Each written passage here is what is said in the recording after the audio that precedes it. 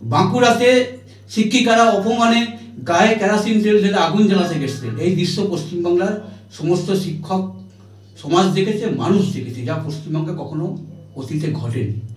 আর আজকে যে ঘটনা ঘটলো সেটাও নজিরবিহীন, অতীতে কখনো দেখা যায়নি, সাম্প্রতিক সমাজেও রাজ্যে কোথাও হয়নি। এই শিক্ষকদের উপর অত্যাচারের প্রতিবাদে বাঁকুড়া জেলার রানীবাঁধ ব্লকের ঝিলিমিলির ছাত্রছাত্রীরা আজকে দুপুরে এবং শিক্ষকরাও সঙ্গে ছিলেন, প্রতিবাদ মিছিল করলেন। তাদের একটাই আওয়াজ, কেন আমাদের শিক্ষককে, কেন আমাদের শিক্ষিকাদের উপরে পুলিশ এইভাবে লাঠিপেটা করলো, লাঠি মারলো রাস্তায় দাঁড়িয়ে।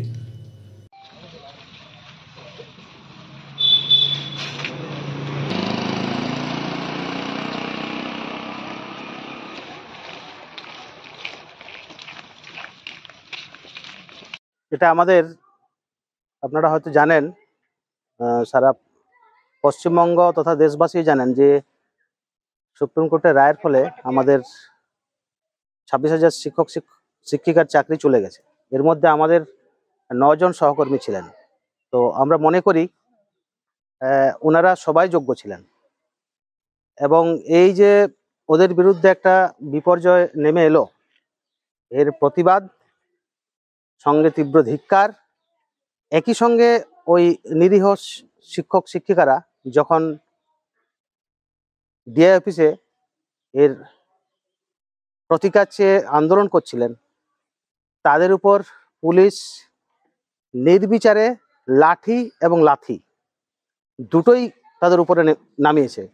এটা আমরা সভ্য সমাজ এটাকে কোনোভাবেই মানতে পারি না, এবং আমার মনে হয় এই ঘটনা পশ্চিমবঙ্গে প্রথম, এবং এই ঘটনার প্রতিবাদে আমরা এই মৌন মিছিল, আমার সমস্ত শিক্ষক শিক্ষিকা, শিক্ষাকর্মী এবং আমার ছাত্রছাত্রীদেরকে নিয়ে আমরা এর তীব্র ধিক্কার জানালাম এই মিছিলের মধ্যে দিয়ে।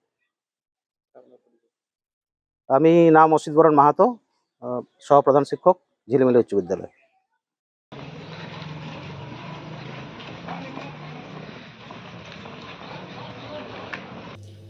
হাইকোর্ট, সুপ্রিম কোর্ট বারে বারে এসএসসিকে বলেছে, সরকারকে বলেছে যোগ্য অযোগ্য কারা তার তালিকা দিতে পারেনি। সরকারের এই ভূমিকায়, এসএসসির এই ভূমিকায় সন্তুষ্ট না হয়ে সুপ্রিম কোর্ট তাদেরকে বরখাস্ত করেন। শিক্ষক শিক্ষিকারা জানতে চেয়েছেন আমাদের কি দোষ, যারা টাকা নিল, যারা দুর্নীতি করলো, তারা তো বুক ফুলিয়ে ঘুরে বেড়াচ্ছে, তাদের বিরুদ্ধে ব্যবস্থা কেন নেওয়া হলো না?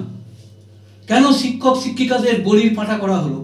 এই ভিডিওটিকে লাইক করুন, আপনার গুরুত্বপূর্ণ মতামত কমেন্টের মাধ্যমে আমাদের জানান, এবং আমাদের চ্যানেলের ভিডিও সবার আগে দেখার জন্য ইউটিউবে গণশক্তিকে সাবস্ক্রাইব করুন, ফেসবুকে ফলো করুন এবং শেয়ার করুন আপনার পরিচিতদের মধ্যে।